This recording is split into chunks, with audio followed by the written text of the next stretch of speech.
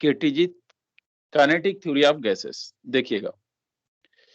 लेकिन हाँ, केमिस्ट्री और इसमें कुछ देर तक ही सिमिलरिटी है, उसके बाद से बिल्कुल ही अलग हो जाएगा। तो ये मत सोचिएगा कि हमने केमिस्ट्री में किया है तो यहाँ भी मतलब हो जाएगा अपने आप, ऐसा कुछ नहीं होगा, आपको पढ़ना ही पड़ेगा। ज्यादा बड़ा लेक्चर नहीं होता है, केटीजी जो होता है मैक्सिमम 2 घंटे होंगे, तो 1 घंटे के अबाउट अभी लेता हूँ, बाकी शाम को जो क्लास होगी उसमें मैं कराऊंगा आपको।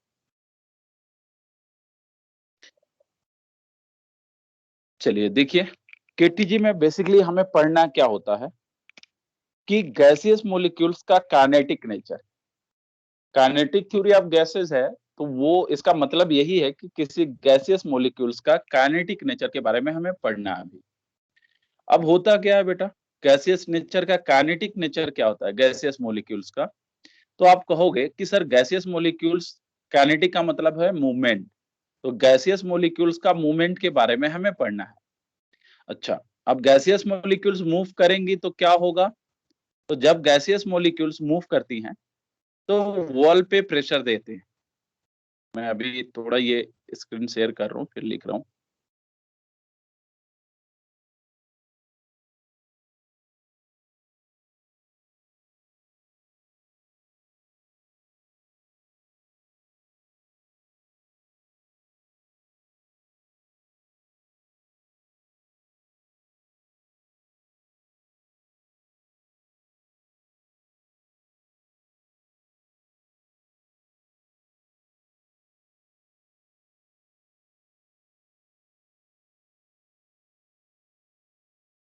चलो देखें, ये बंद कहाँ हो गया भाई?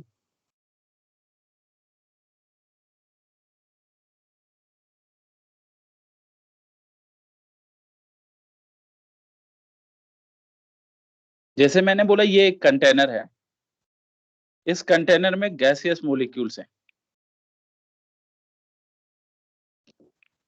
ये एक मॉलिक्यूल्स है, ऐसे बहुत सारे मॉलिक्यूल्स रखे हुए हैं एक कंटेनर में। अब ये मॉलिक्यूल्स अगर मूव कर रहे हैं तो आप ये बोलोगे कि ये मूव करते आएंगे तो इस वॉल में क्या करेंगे? कोलिजन कर लेंगे।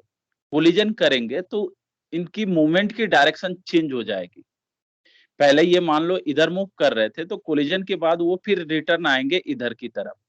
तो कोलिजन में इनकी मूवमेंट की डायरेक्शन चेंज हो रही है, इट मीन्स आप बोल रहे हो कि कोलिजन में इनकी मोमेंटम चेंज हो रही है। अच्छा, मोमेंटम चेंज हो रही है। और आपने ये भी पढ़ा था कि force equal to change in momentum divided by change in time. तो जब कभी भी कहीं पे मोमेंटम चेंज होता है, वहां पे फोर्स आ जाती है।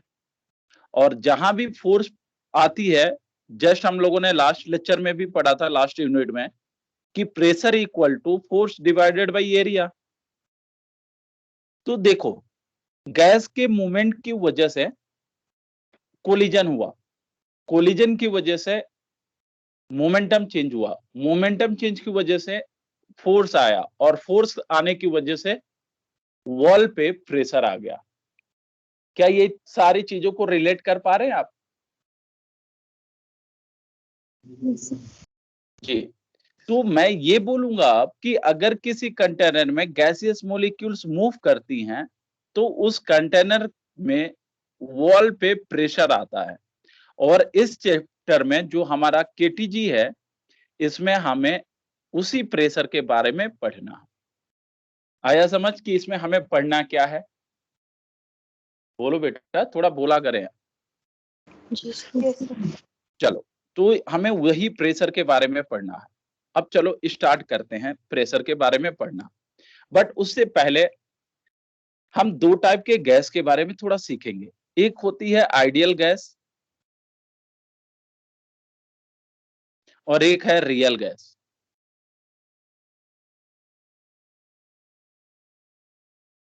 अब सुनिए, आइडियल गैस क्या होती है बेटा, एंड रियल गैस क्या होती है। आपने पढ़ा है ये चीजें? अगर बोलोगे तो अच्छा लगेगा, बोले कोई बताए। रियल गैस क्या होती है? तो आप बोलोगे कि आइडियल गैस कि शेप एंड साइज को हम नेग्लेक्ट कर देंगे, यह बहुत ही छोटा साइज का होता है। और ये भी हम मानते हैं कि जब इसकी साइज बहुत ही छोटी है तो इसकी वॉल्यूम को हम नेग्लेक्ट कर देते हैं और इन मॉलिक्यूल्स के बीच में कोई इंटरेक्शन फोर्स नहीं होता है। हम ये कंसीडर करके चलेंगे। आई बातें समझ? बट रियल गैस के केस में ऐसा नहीं होता है। जैसे दो मॉलिक्यूल्स है, इनके बीच इंटरेक्शन हो जाती है। इंटरेक्शन है यानी इनके बीच कुछ अट्रैक्शन फोर्स भी हो जाती हैं। तो रियल गैस के केस में आप ये नहीं बोलेंगे कि इनके, बेटा सुन पा रहे हैं आप? Yes yes sir. तो रियल गैस के बीच मॉलिक्यूल्स के बीच में इंटरेक्शन फोर्स होता है, बट आइडियल गैस के मॉलिक्यूल्स के बीच में नो इंटरेक्शन फोर्स होता है। दूसरा डिफरेंस, अच्छा ये बताओ प्रेशर आया ही क्यों था? तो आपने अभी देखा यहाँ पे प्रेशर क्यों आया, तो ये गैसियस मॉलिक्यूल्स गया और यहाँ कोलिजन किया। कोलिजन करने में उसने मोमेंटम चेंज किया और ये मोमेंटम जो चेंज हुआ, इसी चेंज इन मोमेंटम की वजह से फोर्स आया, जिसकी वजह से प्रेशर आया। अब सुनिए, आइडियल गैस में क्या होता है कि जैसे यहां भी मॉलिक्यूल्स है, यहां भी मॉलिक्यूल्स है, ये मॉलिक्यूल्स इधर मूव कर रही हैं कोलिजन के लिए, तो जो पिछले मॉलिक्यूल्स हैं ये इस पे कोई फोर्स नहीं लगाती हैं, यानी इसकी वेलोसिटी को कोई इफेक्ट नहीं करता है। But in case of real gas, जब ये कोलिजन के लिए जा रही होती है गैसियस मॉलिक्यूल्स, तो इसके जितने भी दोस्त हैं इधर, यानी गैसियस मॉलिक्यूल्स दूसरे मॉलिक्यूल्स, वो इनको इंटरेक्शन फोर्स लगाते हैं, यानी अट्रैक्शन फोर्स लगाते हैं, जिसकी वजह से इसकी वेलोसिटी क्या हो जाती है, पहले से कम हो जाती है। और वेलोसिटी कम हो गई तो चेंज इन मोमेंटम भी कम होगा, तो फोर्स भी कम होगा और प्रेशर भी कम होगा। तो आपको बताया गया होगा कि pressure of ideal gas is always greater than pressure of real gas. ये पढ़ाया गया था या नहीं? मुझे Yes. कुछ तो याद होना ही चाहिए। आ रहा है याद बेटा ये सारी चीजें? Sir. जी। Yes, sir. तो हमें यही दोनों के बारे में पढ़ना है और ये यही चीजें करनी है केटीजी में। तो चले अब यहां से लिखें आप।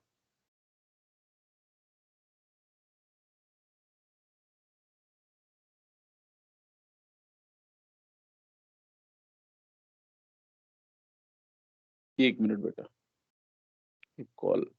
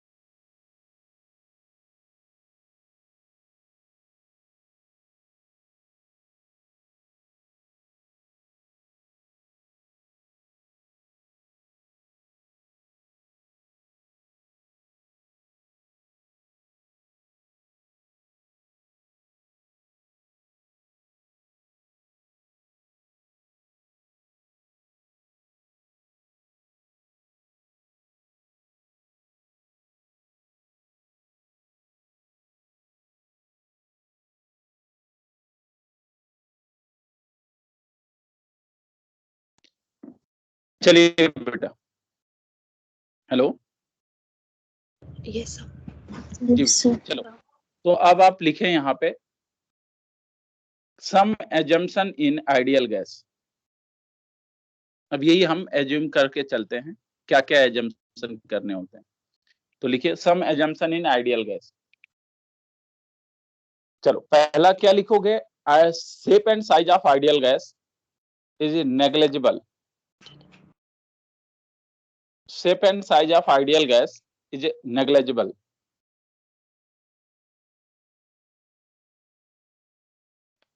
Shape and size of ideal gas is negligible.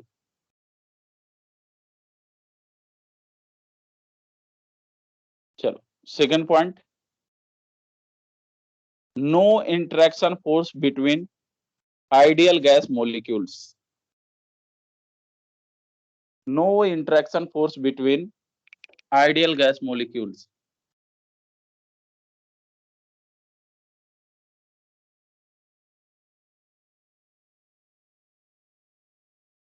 No interaction force between ideal gas molecules. Third, collision between molecules and wall. Collision between molecules and wall is perfectly elastic. चलिए, ये पॉइंट को थोड़ा देखिएगा.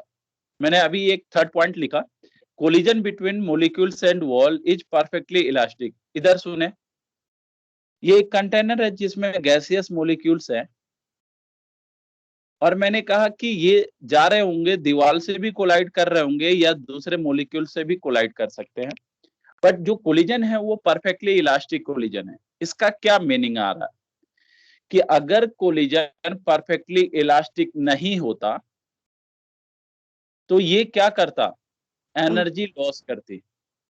एनर्जी लॉस करती, energy loss होती, it means इसकी velocity day by day क्या होता, कम होता जाता.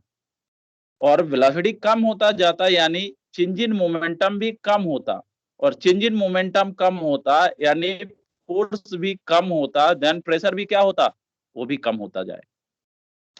क्या ये बेटा देख, थ्योरी को थोड़ा रिलेट करना सीखो, ये साइंस है.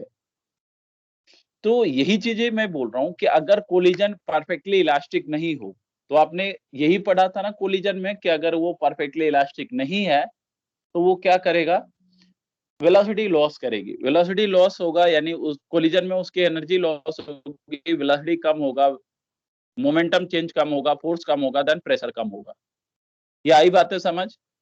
यानी आप एक कंटेनर में, मान लो एक कंटेनर में गैस भर के रखा 10 पास्कल का, ये प्रेशर का, और सुबह उठ के देखा इसमें 8 पास्कल ही बचे हुए, तो फिर ये अपने आप कम हो जाता. क्या ये बातें समझ आ रही है बेटा आपको? Yes, sir. जी. तो क्या आपने रियल लाइफ में ऐसी कहीं एग्जांपल देखा है जो अभी मैं बता रहा हूं? बेटा आपने बर्थडे में गुब्बारे फुलाया होगा रात को, और सुबह देखोगे तो गुब्बारे की साइज अपने आप छोटी हो जाती है. Yes, sir.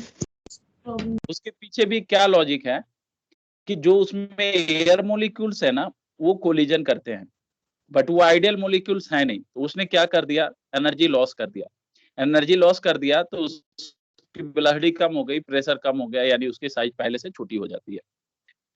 ठीक है, तो यही मेरा थर्ड पॉइंट था कि Yes, sir. Collision between molecules is perfectly elastic collision.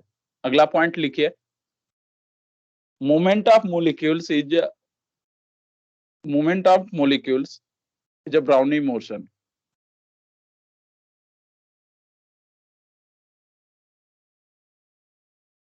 Movement of molecules is a Brownian motion.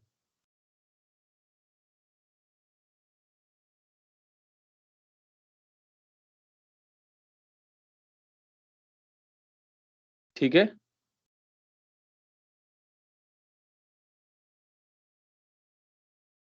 Yes, sir. Yes, sir. चलिए, movement of molecules is a Brownian motion. अगला, separation between two consecutive collision. Separation between two consecutive collision. Separation between two consecutive collision is called free mean path. Separation between two consecutive collision is called free mean path.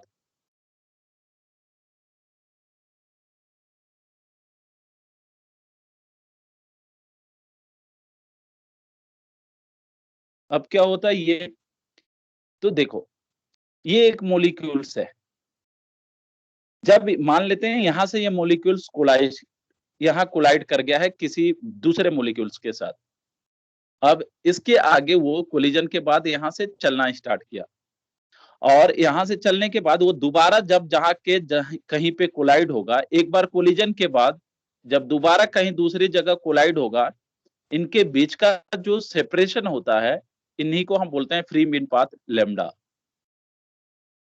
ठीक है बेटा? Yes, sir. जी, अगला point, no effect of gravity, no effect of gravity in movement of molecules, no effect of gravity in the movement of molecules.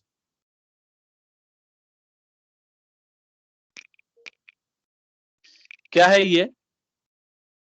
देखो, जैसे मैंने कहा ना बेटा इधर कि गैस, अगर इसमें गैस भरा है तो ये बता, अगर गैस इस पे ग्रेविटी का इफेक्ट आ जाएगा तो ये गैस ऊपर रहेंगे या सब नीचे आ जाते? तो सब बेस पे आके रुक जाते। यही होता है ना? जी सर। Yes, sir. जी, तो इसी वजह से हम लोग आइडियल गैस के केस में ये पढ़ते हैं कि इसमें ग्रेविटी का कोई इफेक्ट नहीं होगा। चलिए, यही कुछ पॉइंट थे जो हमें पढ़ने। हाँ, एक और, pressure of ideal gas is greater than pressure of real gas at same condition. Same condition का मतलब सेम टेम्परेचर वगैरह।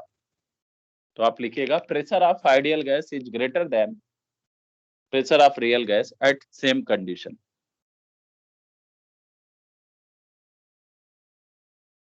चलिए,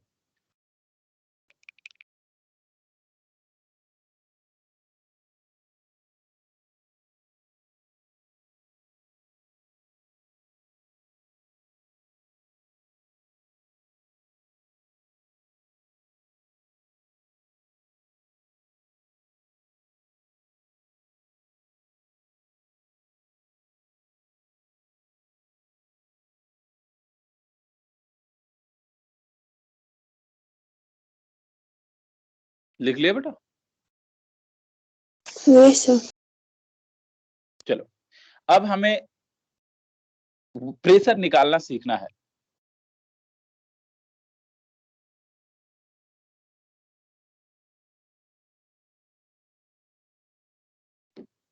चलिए देखिए ये प्रेशर,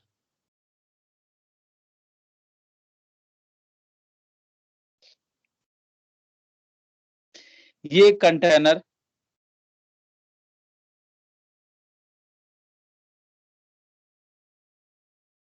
यहां एक गैसियस मॉलिक्यूल्स है। सुनिएगा थोड़ा कायदे से। ये कंटेनर क्यूबिकल कंटेनर है। ये आप अभी कोई कॉपी नहीं करेगा। क्यूब है, साइड लेंथ एल है, इसमें ये एक गैसियस मॉलिक्यूल्स है जिसका मास m है और इधर के डायरेक्शन की वेलोसिटी है v। अब आप मुझे बताओ कि जब ये कंटेनर में गैसियस मॉलिक्यूल्स ऐसे मूव करेगा, क्यूब है बेटा ये, एक मिनट में क्यूब ही बनाऊं।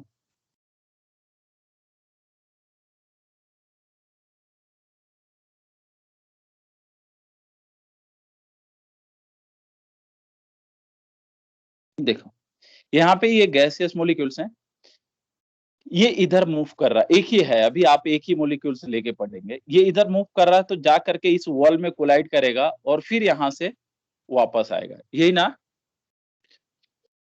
अब मैं फ्रंट व्यू बना रहा हूं, ये फ्रंट व्यू है। देखो, यहां से ये मॉलिक्यूल्स गया, मान लो मास ऑफ मॉलिक्यूल्स m है और ये इधर जा रहा है v वेलोसिटी से। ये साइड लेंथ कितनी है? l। तो जब ये मॉलिक्यूल्स ऐसे गया और यहाँ कोलाइड हुआ, कोलिजन के बाद जब वो वापस आएगा तो उसकी वेलोसिटी कितनी होगी? तो कोलिजन के बाद जब वो वापस आएगा तब भी उसकी वेलोसिटी v ही होगी और मोमेंटम m भी ही होगा। ये बातें समझ आ रही है आपको? Yes, sir. Yes, sir. अब आप कहेंगे क्यों ऐसा? क्योंकि कोलिजन कैसी है? परफेक्टली इलास्टिक कोलिजन है ना? Yes, sir. जी, तो ये कोलिजन परफेक्टली इलास्टिक कोलिजन होने की वजह से आते समय अगर वेलोसिटी v है तो कोलिजन के बाद भी उसकी वेलोसिटी v ही होगा, then change in momentum during one collision कितना आएगा? तो बेटा आपको ये कराया गया था, बताएं। इधर से कोई बॉल आ रहा है v वेलोसिटी से, कोलिजन के बाद भी v वेलोसिटी से जा रहा है, तो चेंज इन मोमेंटम कितना होगा? 2 mv होगा। हाँ, माइनस तो डायरेक्शन होता है, तो यहां हम ये लिखेंगे चेंज इन मोमेंटम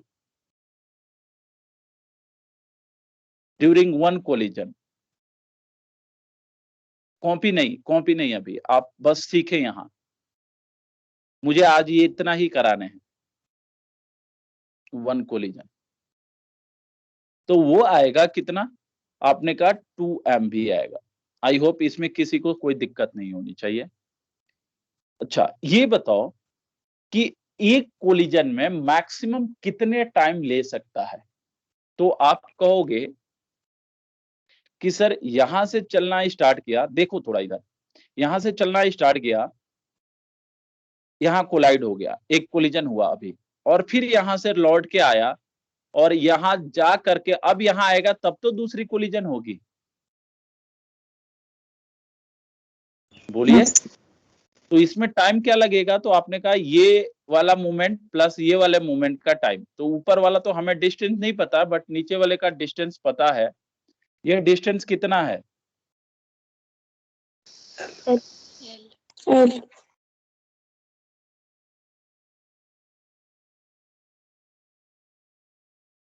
चलो, तो ये वाला जो टाइम आएगा वो आपका आएगा L बाई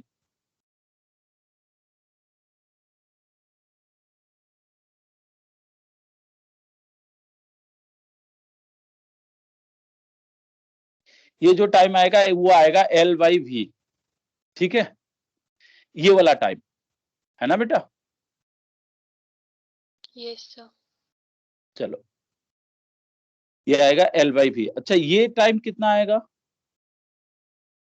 तो ये आपको तो पता ही नहीं है कि ये डिस्टेंस कितना है। हमें क्या लेना है? Maximum time. तो आप ये बताओ कि सर, आप सोच लो थोड़ा, इधर देखना बेटा, ये पॉइंट थोड़ा समझने लायक है यहाँ। मैंने कहा मैक्सिमम टाइम कितना होगा, तो आपने कहा ये है L डिस्टेंस, तो L डिस्टेंस चलने में जो टाइम लगेगा तो वो आएगा L बाई V। और ये कितना है? ये हमें नहीं पता है, तो ये मैक्सिमम कितना हो सकता है? तो आपने कहा मैक्सिमम यहीं से जा सकता है, तो ये जाने वाला टोटल टाइम और फिर यहां से लौट के आने वाला टाइम कितना आएगा? तो 2L बाई V। क्या ये बातें समझ आ रही है आपको? Yes, sir. Yes, sir. फिर से देखें, सुनिएगा। आपने यहां से भेजा था मॉलिक्यूल्स को बेटा, बट आप ये कहोगे कि हमें मैक्सिमम टाइम लिखना है, तो ये मॉलिक्यूल्स और दूर से भेजो। यानी मैक्सिमम आप कहां से भेज सकते हो?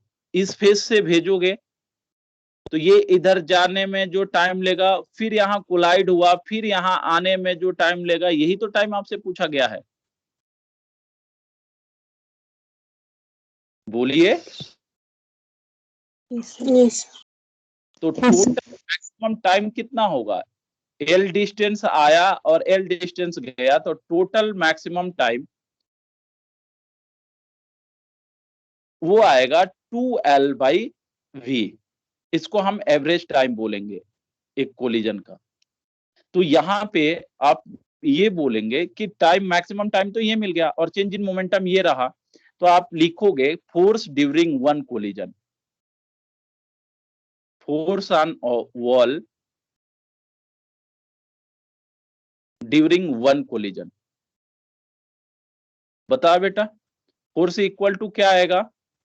Change in momentum divided by time, यानी 2mv divided by 2L by V।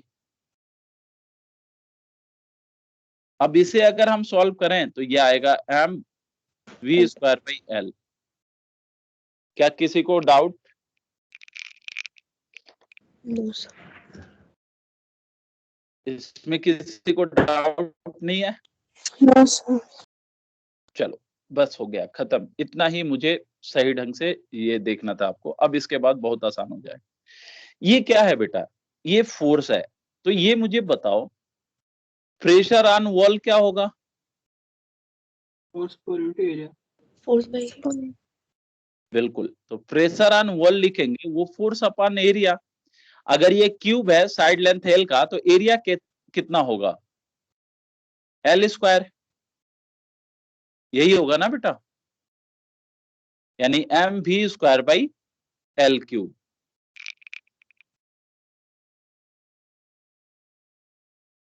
आ रहा है ये समझ? सुनिएगा, ये प्रेशर आ गया किसका, एक मोलिक्यूल्स का, किस डायरेक्शन में? एक्स डायरेक्शन में। अच्छा, ये pressure in X direction for one molecules अगर मैं लिखा तो ये small M V square divided by L cube. अच्छा ये बताओ, क्या ये मोलिक्यूल्स एक ही डायरेक्शन में मूव करते हैं या थ्री डायरेक्शन में मूव करते हैं? तो आपने कहा सर ये तो रैंडम मोशन करते हैं, यानी थ्री डायरेक्शन में। तो प्रेशर इन एक्स डायरेक्शन ये रहा, similarly pressure in Y direction आएगा, अब इसको हम वी एक्स पढ़ लेंगे।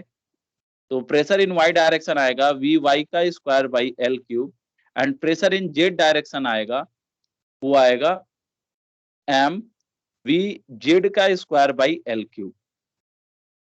है कि नहीं बेटा? यस। ये एक मोलिक्यूल्स के लिए आया। ऐसे ही अगर उसमें बहुत सारे मोलिक्यूल्स होंगे, तो जैसे पहले वाले का ये आया, दूसरे का कुछ अलग आएगा, अभी लिखेंगे। ये बातें समझ आ रही है इतना? अच्छा, तो इसका अगर हमें प्रेशर लिखना होगा तो हम ऐसे लिख सकते हैं प्रेशर।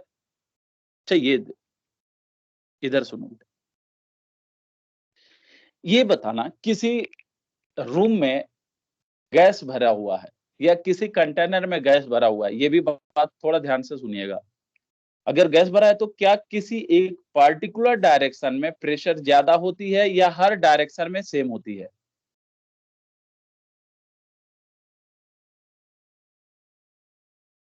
ये बताओ, जैसे तुम्हारा रूम है ये रूम में क्या किसी एक पार्टिकुलर डायरेक्शन में प्रेशर ज्यादा होती है क्या? अगर रूम कंटेनर क्लोज कंटेनर है तो आप कहोगे नो सर हर जगह पे सेम होती है। ये किसने बताया था? अभी जस्ट पढ़ा था हम लोगों ने फ्लूइड में, ये पास्कल लॉ बेटा। हाँ, तो according to Pascal law pressure in X direction is equal to pressure in Y direction is equal to pressure in Z direction, और यही क्या होगा, प्रेशर ऑफ कंटेनर होगा। ये बातें समझ आ रही है? अगर हम इन तीनों को जोड़ते हैं, इन तीनों इक्वेशन को जोड़ देते हैं, ऐड कर दो, तो pressure in X direction, pressure in Y direction, pressure in Z direction equal to M by L cube V1 X का स्क्वायर प्लस V1 वाई का स्क्वायर प्लस V1 जेड का स्क्वायर। आ रहा है बेटा ये समझ? चलो, तो ये तो कि हमने एक मोलिक्यूल्स की बात की, ऐसे ही बहुत सारे मोलिक्यूल्स होंगे। अच्छा ये बताना ये क्या है, एक मोलिक्यूल्स की तीनों डायरेक्शन की वेलोसिटी है ना बेटा? बोलो जी, ये एक मोलिक्यूल्स की तीनों डायरेक्शन की वेलोसिटी है, तो हम इसको लिख सकते हैं m by L cube into V square, V1 square. ठीक है बेटा? यस। ऐसे ही कंटेनर में बहुत सारे मोलिक्यूल्स होंगे, तो हम एक मोलिक्यूल्स तो होता नहीं है कंटेनर में, गैसियस कंटेनर में बहुत सारे मोलिक्यूल्स होंगे। तो हम टोटल प्रेशर की बात करें तो ये टोटल प्रेशर यानी ये तीनों का, ये भी पी है, ये भी पी है, ये भी पी है, यानी टोटल प्रेशर अगर मैं बात करूं, छापना नहीं, मुझे यही आज प्रूविंग पढ़ानी थी बस, और ये प्रूविंग बस देख लो, थोड़ा फील आता है। टोटल प्रेशर इक्वल टू, आप लिखोगे एम,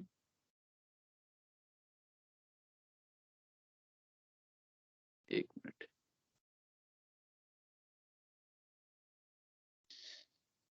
फॉर n molecules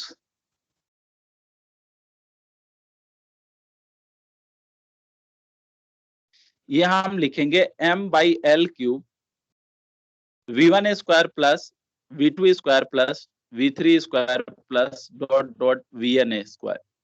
ये आएगा बेटा? अच्छा, अरे बोलो। अब आपने कहा Yes. सबकी वेलोसिटी अलग अलग होती है। हाँ सर, सबकी वेलोसिटी अलग होती है, लेकिन वो थोड़ा सा डिफरेंस होता है, इसलिए मैंने मान लिया। अब सुने, अब अगर हम इन तीनों को जोड़ें, यही तो चलता आ रहा है अभी, pressure in X, pressure in Y, pressure in Z. अब पी भी, पी एक्स किसके बराबर है? पी के बराबर। पी वाई भी पी के बराबर, ये भी पी के बराबर। तो इन तीनों को अगर ऐड कर दे तो ये आएगा 3p equal to m/l³ v1 square plus v2 square plus v3 square plus dot dot vn square. ये आया समझ बेटा? Yes, sir. अब चलो, यहां से मैं लिखूंगा प्रेशर इक्वल टू 1/3 m/l³ को आज मैं वॉल्यूम लिख लेता हूं, और ये है v1 square plus v2 square plus v3 square plus dot dot vn square. अच्छा, और सुने, इतना सीखने के बाद आप मुझे थोड़ा देर यहां टाइम दे। इधर देख बेटा, अगर मैंने कहा होता कि आपके पास 5 वेलोसिटी है, जैसे v1, v2, v3, v4 and v5, मैंने कहा इन पांचों की एवरेज वेलोसिटी निकालिए। तो एवरेज कैसे निकालते हैं? तो आपको पता होगा, बचपन में पढ़े भी होंगे। अगर 5 नंबर है तो इन पांचों का सम करेंगे, है ना बेटा? डिवाइडेड बाई 5 करेंगे। ये एवरेज कहलाता है, या इसको मीन वेलोसिटी भी बोलते हैं। मीन वेलोसिटी भी यही होता है। थोड़ा कायदे से सोचिएगा, ये इस पे भी क्वेश्चन मिलेंगे आपके मॉड्यूल पे। तो ये मीन वेलोसिटी होता है। अगला एक और टर्म होता है मीन स्क्वायर। मीन स्क्वायर का क्या मतलब है? इसका स्क्वायर करके मीन निकालो। v1 square, v2 square, v3 square, v4 square and v5 square, फिर इसका मीन निकालिए, यानी 5 से डिवाइड कीजिए। आया समझ? एक और वेलोसिटी होती है जिसको हम बोलते हैं root mean square. Root mean square का क्या मतलब होता है? Under root of this value, mean square, यानी मीन स्क्वायर का अंडर रूट निकाल दोगे तो वो आता है रूट मीन स्क्वायर। ठीक है बेटा? Yes, sir. Yes. सुनिएगा, कॉपी कर रहे हो क्या तुम लोग? No, sir. No, sir. sir. No, sir. करना है आपको। अब मैं टाइम दूंगा, अब थोड़ा ध्यान देना, लास्ट अब खत्म होने वाला है ये। आप मुझे बताओ कि 5 वेलोसिटी का मीन स्क्वायर लिखें तो ये सबका स्क्वायर करके डिवाइडेड बाई 5 करेंगे, एवरेज लिखेंगे तो ये करेंगे, रूट मीन स्क्वायर करेंगे तो इसका। इस पे क्वेश्चन आपके मॉड्यूल में जरूर मिलता है, तो ये बात थोड़ा ध्यान से रखिएगा। अब आप मुझे बताओ, हम लोग यहां तक पहुंच चुके हैं, हमने इसमें n से डिवाइड कर दिया और n से मल्टीप्लाई कर दिया। n क्या है? Number of molecules. तो ये आएगा v2 square plus v3 dot dot vn square divided by n, number of molecules है। अच्छा, तो ये क्या होगा? ये क्या बन के आया है? इस वेलोसिटी को हम बोलते क्या है? मीन स्क्वायर बोलते हैं। बिल्कुल सही। देखो, ये इसी टाइप का है ना बेटा, 5 है तो 5 से डिवाइड किया, इसमें n है तो n से डिवाइड किया, तो इसको हम मीन स्क्वायर बोलते हैं। अच्छा, और सुनो, mean square and RMS value में क्या रिलेशन है? मीन स्क्वायर और आरएमएस में क्या रिलेशन है? तो हम ये बोल सकते हैं, आरएमएस का स्क्वायर कर दोगे तो मीन स्क्वायर आएगा। देख लो, रूट हटा दोगे तो आया। बातें समझिए। Yes, sir. Yes, sir. आप इसको या तो बोलोगे मीन स्क्वायर, या तो बोलोगे आरएमएस का होल स्क्वायर। तो हम ये भी बोल सकते हैं कि P equal to 1/3 N into M। अच्छा ये बताइए स्मॉल m क्या था? एक मोलिक्यूल्स का मास था, एक मोलिक्यूल्स का मास था, इंटू n कर दिए तो टोटल मास हो गया, है ना बेटा? यानी कैपिटल M लिखेंगे, total mass of gaseous molecules. अरे बेटा समझ आ रही है? Yes, sir. Yes, sir. Divided by, और इसको मैं क्या लिखूंगा? तो इसको मैं लिखूंगा VRMS का होल स्क्वायर। तो आज के बाद प्रेशर इक्वल टू मैं पढ़ूंगा 1/3 total mass of gas divided by volume into VRMS का स्क्वायर। आया समझ ये? Yes, sir. Yes. आपने ये केमिस्ट्री में पढ़ा था, प्रूविंग भी पढ़ा था या सिर्फ फार्मूला? तो ये फार्मूला आपने पढ़ा था और आज भी आपको फार्मूला ही याद रखने हैं, लेकिन प्रूफ कराने से थोड़ी फील आ जाती है और मतलब हम लोग प्रूव ही करते हैं। चलो तो अब ये आपको कॉपी करना है। अब मैं ऊपर से दिखा रहा हूं यहां से, और लिखते चलें। लिखो, consider a cubical container of side length L। Consider a cubical container of side length L.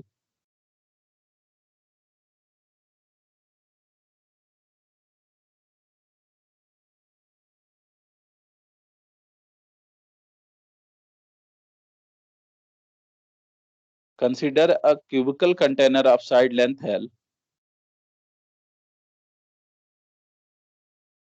Contain n number of capital N number of ideal gas molecules. Contain n number of ideal gas molecules.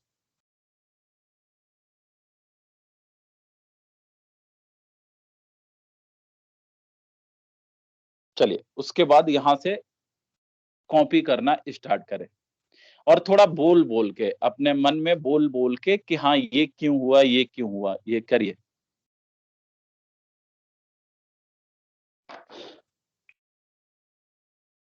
ये cubicle बनाइएगा, फिर ये front view के लिए ये देख लीजिएगा, तो मुझे बताते रहिए ऊपर नीचे स्लाइड करना है कि नहीं।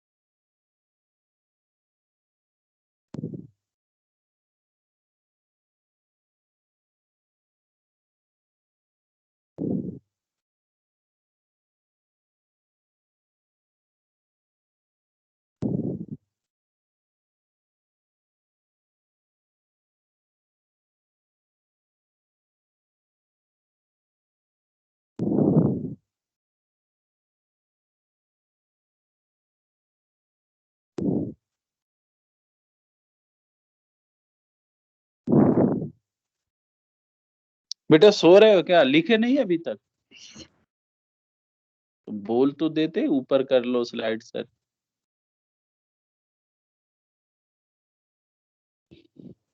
थोड़ा वापस कीजिए प्लीज।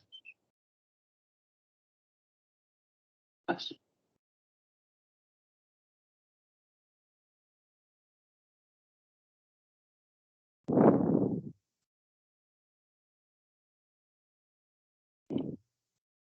मॉड्यूल कोई नहीं पढ़ेगा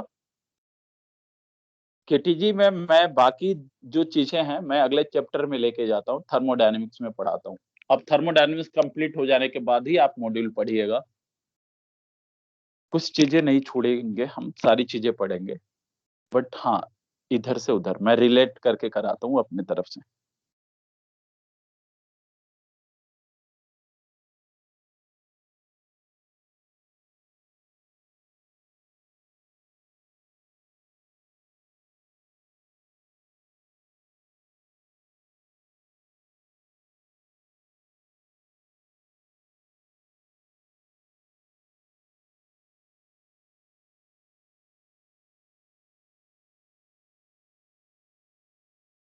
स्लाइड ऊपर नीचे प्लीज कर दीजिए।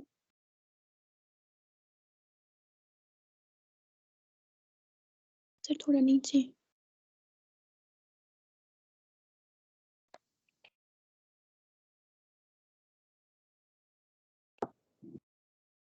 जो प्रूविंग है ना बेटा, जरूरी नहीं है याद रखने, लेकिन हाँ अगर आता है तो ठीक है। आप क्या करोगे, प्रूविंग कैसे याद रहेगा, जैसे अभी मैंने कराया, आप खुद से एक बार कोशिश करते, नहीं है तो यहाँ देख के लिख लेते।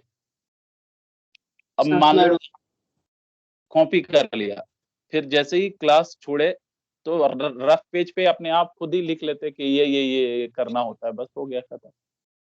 एक दो बार लिख लो तो खत्म हो जाता है, याद हो जाता है ये सारी चीज।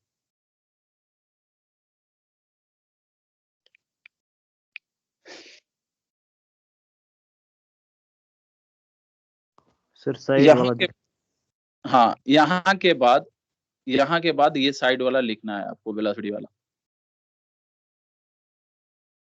Average velocity, main velocity, RMS velocity. Sir पहले वो दिखाइए फिर आप। अरे बेटा एक मिनट, अच्छा ये बता, रुक जा थोड़ा, जिन्होंने साइड वाला बोला वो अब अपने आप लिख लेंगे ये सब, बाकी ये लोग लिख ले।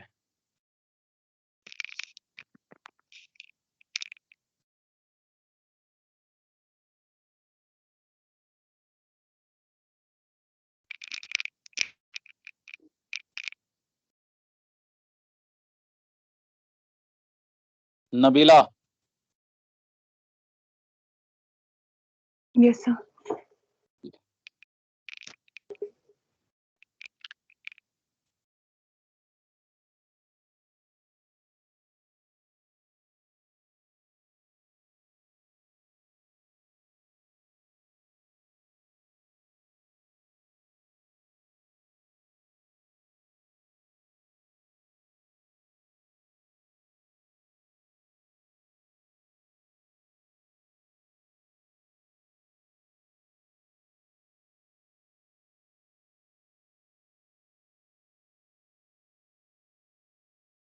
ठीक है बेटा। Yes sir. चलो सुनिएगा आप, 10-15 मिनट और, बाकी छोड़ दूंगा मैं 1 घंटे में ही। देखिए हम लोगों ने यहां पढ़ लिया था, pressure of ideal gas equal to 1/3 total mass upon total volume into VRMS का होल स्क्वायर।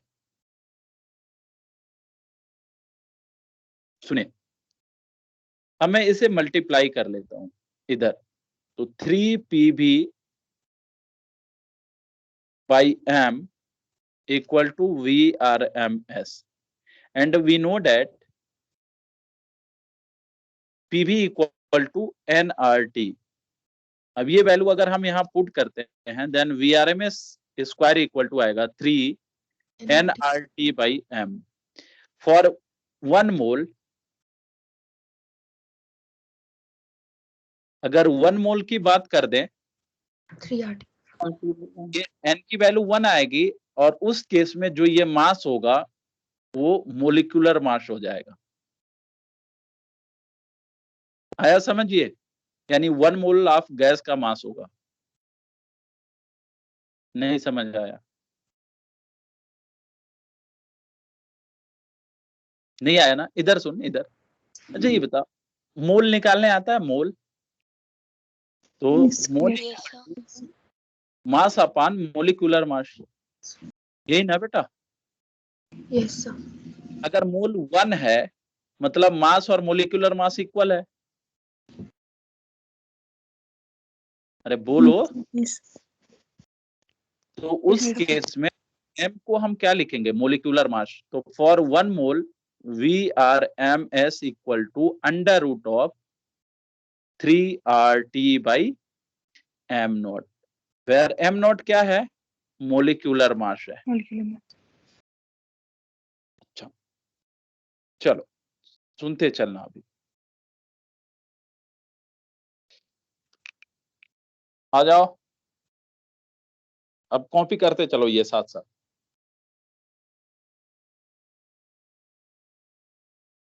गुलजार साहब जी सर। ये बताएं आप, m नॉट की यूनिट क्या होगी। तो इस m नॉट की यूनिट होती है kg पर मोल, और r की यूनिट क्या होती है। तो we know that pv equal to nRT, तो r equal to pv by nt। p into v को हम क्या लिखते हैं, कभी आपने ऐसा पढ़ा। तो इधर इधर देख, इधर p को लिखते हैं हम लोग फोर्स अपॉन एरिया, और वॉल्यूम को लिखते हैं एरिया इनटू लेंथ। तो ये कैंसिल, यानी फोर्स इनटू लेंथ। ये क्या होता है, वर्क होता है भाई। नहीं समझ आ रहा। Yes, sir. बेटा पीवी की यूनिट क्या होती है, तो जूल होती है, और एन मोल होता है, और टी टेम्परेचर होता है, यानी डिग्री सेल्सियस। तो जूल पर मोल पर डिग्री सेल्सियस कहलाता है आर की यूनिट।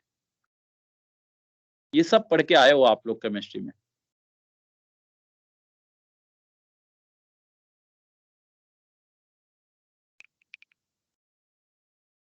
ये यूनिट केजी पर मोल में होनी चाहिए, ग्राम पर मोल नहीं।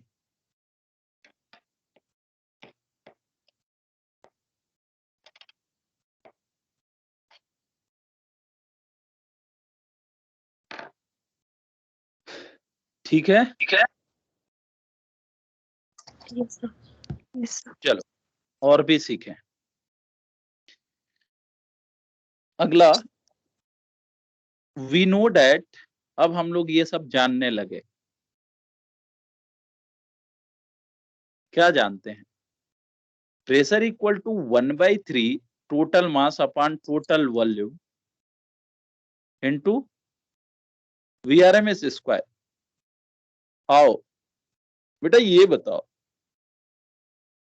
Total mass upon total volume को क्या लिखते हैं हम, Density.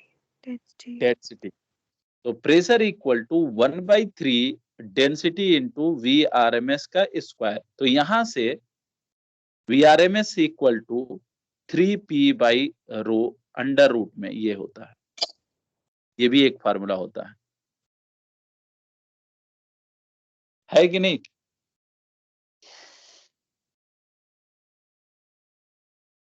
Yes, sir. Yes. Yes, sir. Yes. चले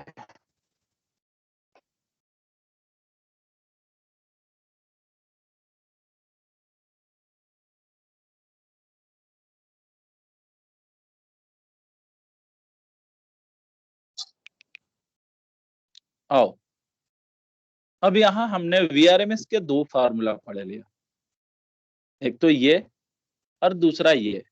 अब मैं पूछूंगा आपसे, if temperature of gas is increases then comment on VRMS। बताइए, अगर हम गैस का टेम्परेचर बढ़ाते हैं तो VRMS में आप क्या बोल सकते हैं, VRMS क्या होगा।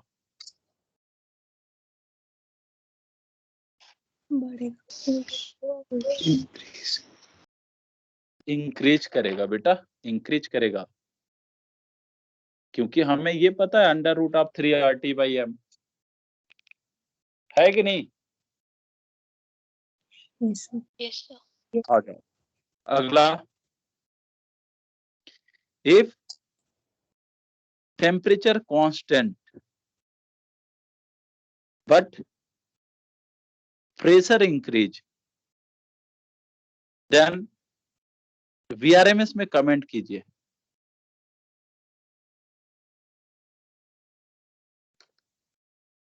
प्रेशर इंक्रीज कर रहा बट टेम्परेचर कांस्टेंट।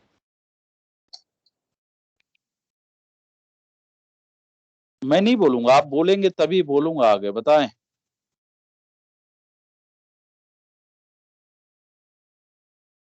इंक्रीज होगा। एक बच्चे ने बोला इंक्रीज करेगा। कोई और? बेटा सुनिए,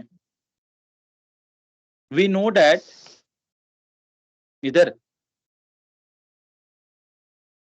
पीवी इक्वल टू एनआरटी।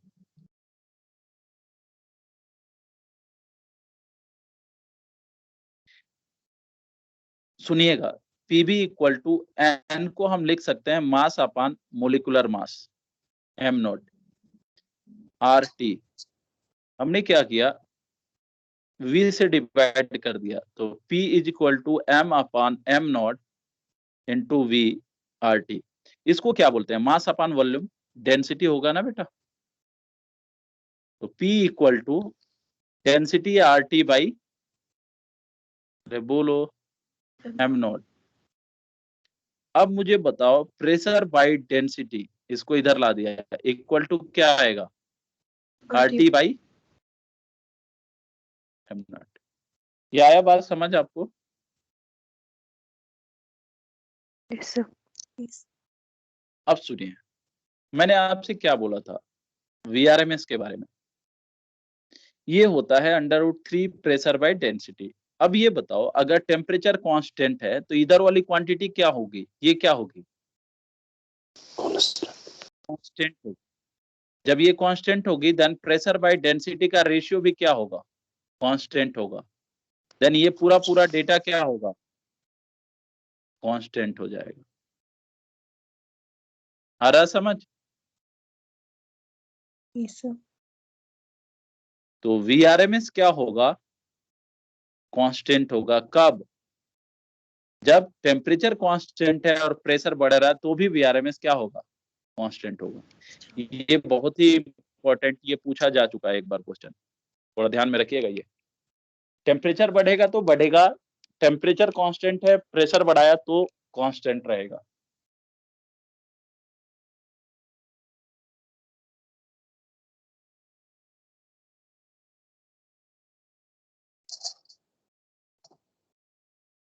आया? एक मिनट।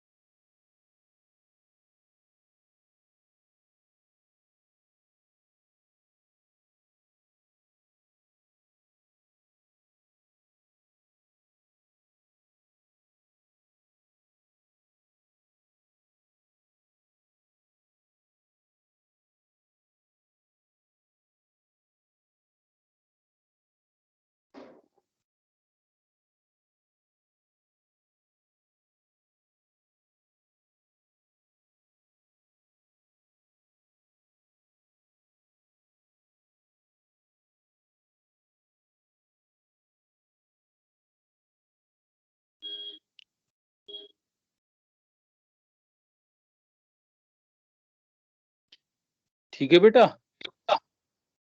यस।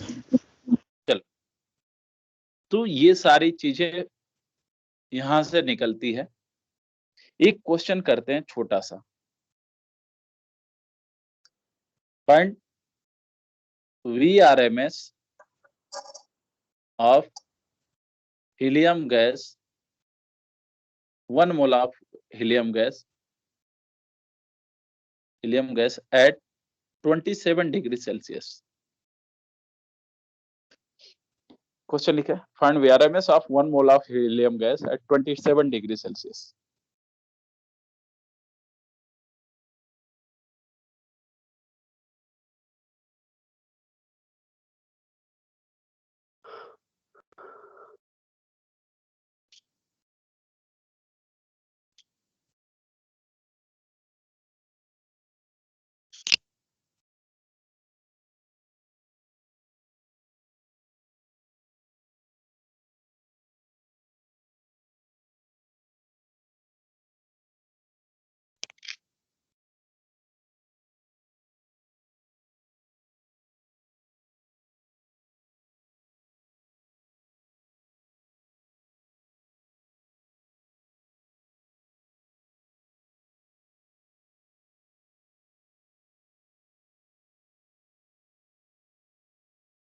हाँ जी,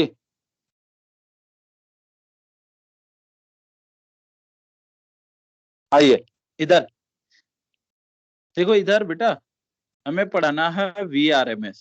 ये होता क्या है? 3 RT m0, बस यही लिखना है। 3 R की वैल्यू 8 पॉइंट बोलो 3 और T की वैल्यू हमें क्या रखना है?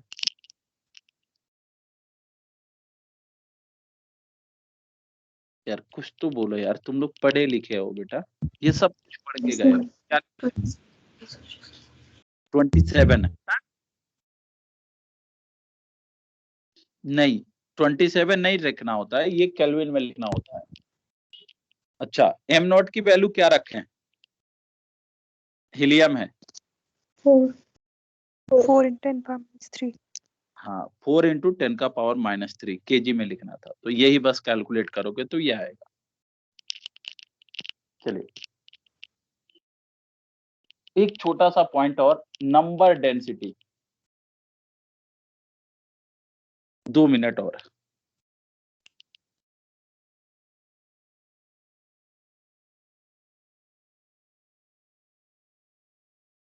नंबर डेंसिटी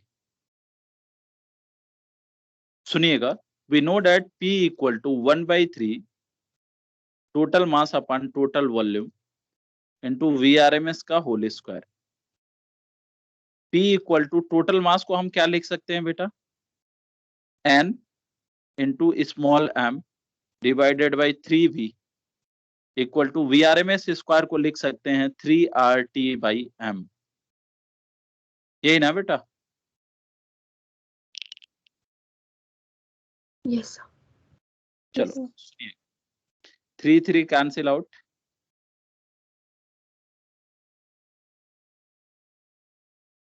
N/V, ये N/V इसको रहने दो इधर ही, बाकी सबको इधर भेज दो, तो PM0 डिवाइडेड बाई MRT। इसी टर्म को हम लोग बोलते हैं N/V को बोलते हैं नंबर डेंसिटी। तो अगर आपसे नंबर डेंसिटी के बारे में पूछा जाए तो आप ये लिखोगे, बना लीजिए, ये है number density.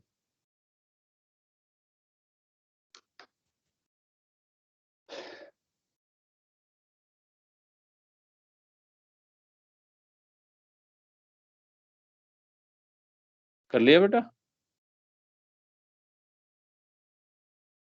Yes, sir. Yes, sir. अच्छा ये बताओ, आइडियल गैस के लिए नंबर डेंसिटी की वैल्यू क्या होनी चाहिए? तो आप लिखोगे for ideal gas number density is low, यानी नंबर डेंसिटी लो होती है तो आइडियल गैस की कंडीशन होती है। यहां लिखे पॉइंट बना के, for ideal gas number density जो होती है वो लो होनी चाहिए। अच्छा, नंबर डेंसिटी लो हो गई मतलब क्या कि प्रेशर भी क्या होगा? लो होगा और टेम्परेचर क्या होगा? Hi. हाई होगा। तो आप लिखोगे at low temperature, sorry at low pressure and high temperature gas कैसा बिहेव करती है? As a ideal gas. ये सुना भी होगा आपने, बोलो। Yes sir. Yes sir. बस आज के लिए इतना ही। शाम को मिलते हैं एनर्जी का टर्म पढ़ाने के लिए। चलिएगा।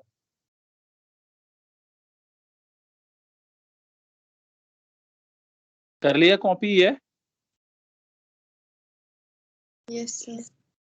चलिए बाय।